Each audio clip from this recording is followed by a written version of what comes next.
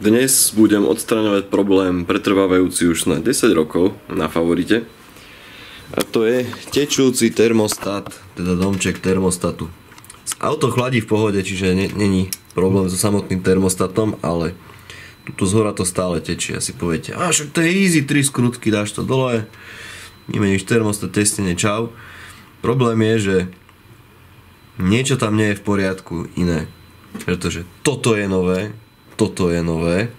tesnenie nové a stále to tady tečie. To znamená, že jedine termostat samotný môže byť zlý, že má zlý tvar, alebo je nejak zle opracovaný, alebo niečo. A tým pádom tieto dve časti sa nedokážu spojiť dokopy. Takto vyzerá pôvodný termostat. A mám tu dokonca niekde aj ten kaloristat náhradný, ale neviem, kde, nevadí. No, čiže Váler je originál termostat na Favorita. Na moje prekvapenie to robí BorgWarner, čo je vlastne veľká firma, oni robia aj turba, neviem či všetko, že prevodovky. No tento termostat by mal byť identický s tým, čo tam bol, čiže zvýšim zase svoje šance, aby som to opravil správne. A áno.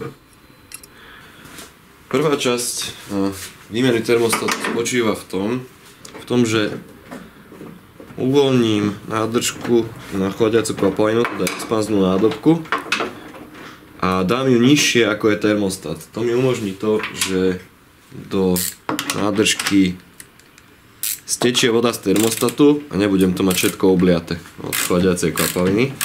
A nie, že by nebolo už teraz všetko zasrané, ale pokiaľ viem predísť rozlievaniu kvapalín po garáži, tak preferujem tú možnosť.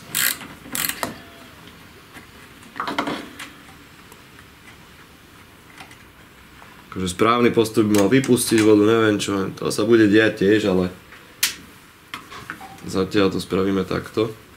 Čiže jednoducho nádržka sa dá takto ohnúť pekne a dať sem. Musíte dať tak, aby by sa nevylialo cez dekel. A vodička nám tam už tečie. Neviem, či to je všetko vidno. Si ani nie. Dobre, pootvorím. Stále tam preteká voda. Či chladiaca kvapalina vlastne. No, to už bude asi aj všetko. Dobre, však nech si to tečie. Zatiaľ dovolím. Tu sú to úplne voľné.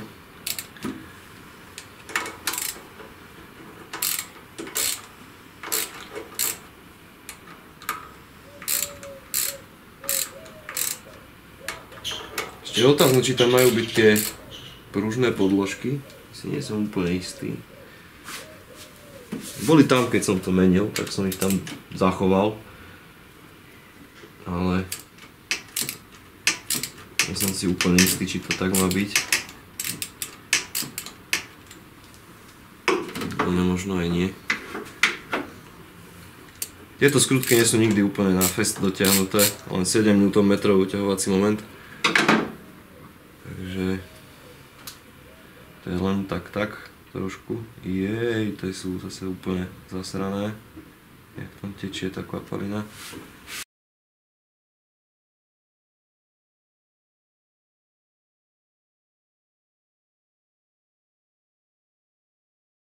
Napríklad. Úplne, že takmer ideálne. Tento káblik tuto je snímač teploty. Teda ide k snímaču teploty. Dobre. Trošku vytečie, ale to nebude nejaké strašné. No. A tento sajrad budem musieť celý vyčistiť. Which sucks. Samotný termostat vyzerá byť OK. Ale niečo tu zavadzia proste. Nedá sa to našrobovať. No ale nechce ísť ani von hajzlík.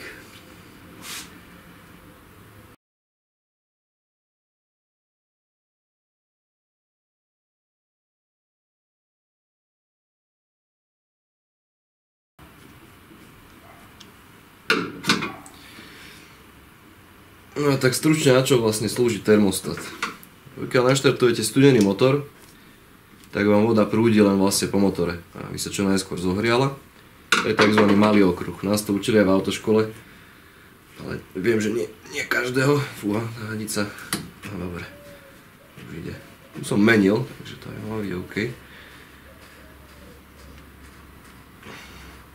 Tará. Ešte jedna. No a pokiaľ sa zohrie voda v motore dostatočne, tak termostat sa vlastne otvorí a voda začne prúdiť cez chladič.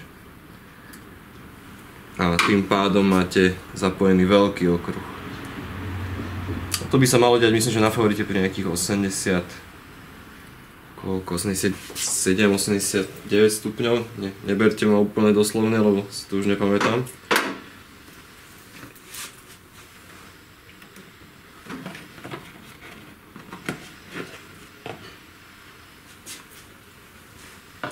Inak favorit má obrovskú výhodu, pretože ten termostat je tak nádherne umiestnený, že to sa asi aj nedá porovnať s ostatnými autami, čo som videl, že to je tak jednoduché proste na prístup. Teda ako vyberiem stade teraz, to sa ešte nestalo, že vyberiem. Dobre. No, to je ten silikón. Všade. Takže tento termostat, akože dal by sa použiť znovu, ale asi na to serem. Jaj. Hop, to som presne nechcel. Najhoršia časť na tomto celom je fakt očistiť všetko. No a tu je taká hrana vlastne. A je dobré, že ten silikón drží pokope, že sa dá vlastne ťahať čiastočne.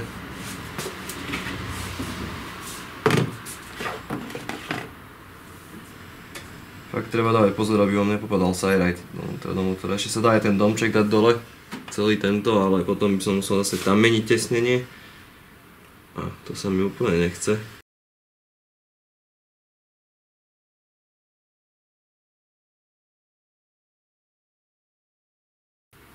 Ono sú na to nejaké také špeciálne dláta alebo šrobováky, alebo jak by som to nazval. Ale keď to ide bez toho, aspoň nepoškodím tú dosadaciu plochu.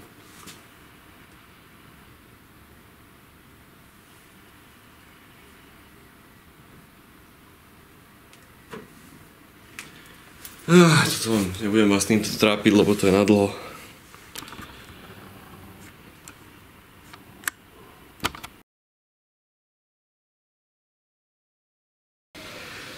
Dobre, domček, ktorým sa tu je čiastočne očistený, a teraz musím ten druhý protikus, tú prírubu, alebo jak by som to nazval.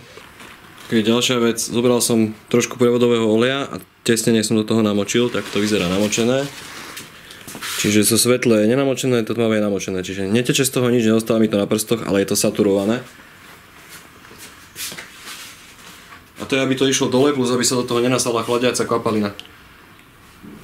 Netreba to robiť, ale už spravím každú jednu fintu, ktorú mi odporúčili. Sa pokúsim spraviť, pretože už sa mi to fakt nechce akože rozoberať a čistiť. Nie, že by to bolo ťažké rozoberať, ale furt to oškrabávať z toho ten bordel.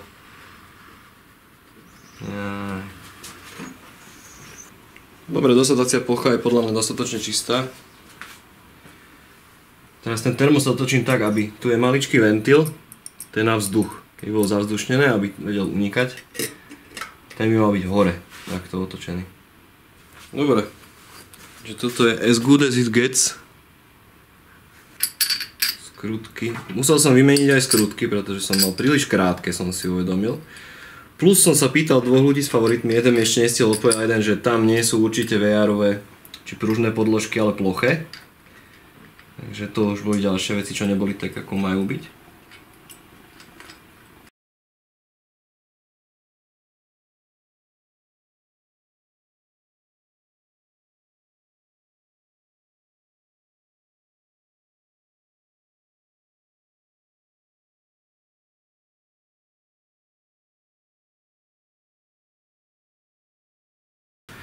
Čiže toto by malo byť 7.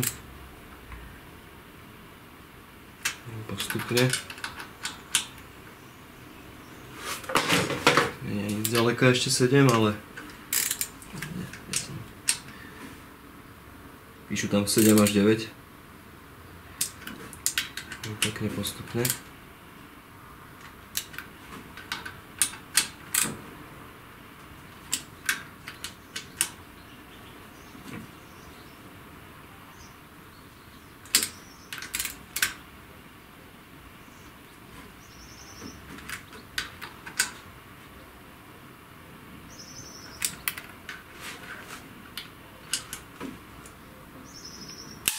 To je 7, dobre. 7. 7. Dobre, teraz zapojiť hadice.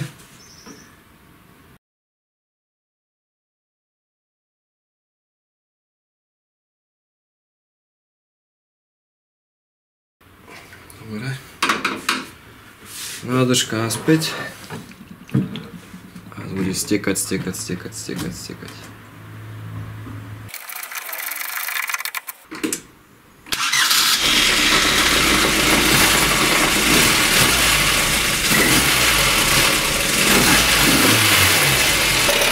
Problém je, že stále po chvíli je to vlhké. My to utrem.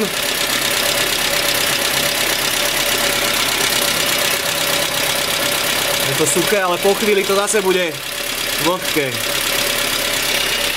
Takže bol som sa previesť a stále to slzí, stále to tečie. Tak ja už neviem.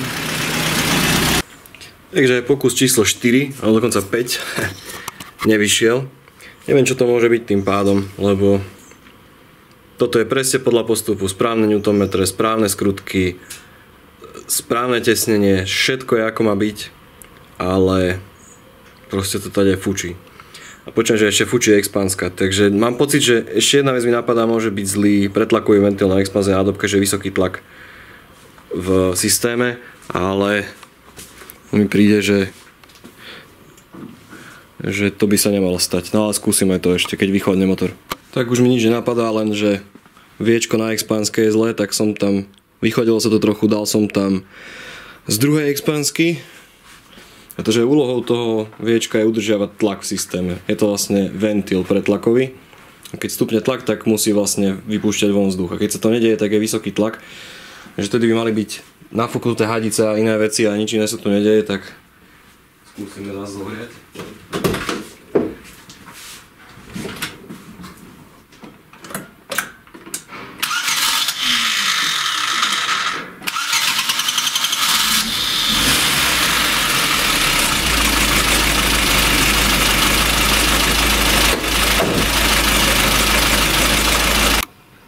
OK, takže vyzerá, že problém je opravený, to som sa previezol takých dobrých 20 km a všetko je suché. To, že sú moc tmavý, ste videli. Nádržka nefučí nič, všetko v pohode. Uvidíme. Lebo minule to začalo tak tiec, že vlastne som dojazdil a potom to začalo. Takže to fučí. Buble dačo, a to je OK. Asi. Čiže ukázalo sa, že vlastne termostat bol v poriadku aj tesnenie, ale viečko expanznej nádobky bolo vadné a kvôli tomu sa zvyšoval tlak v systéme a pretekala voda. Who knew?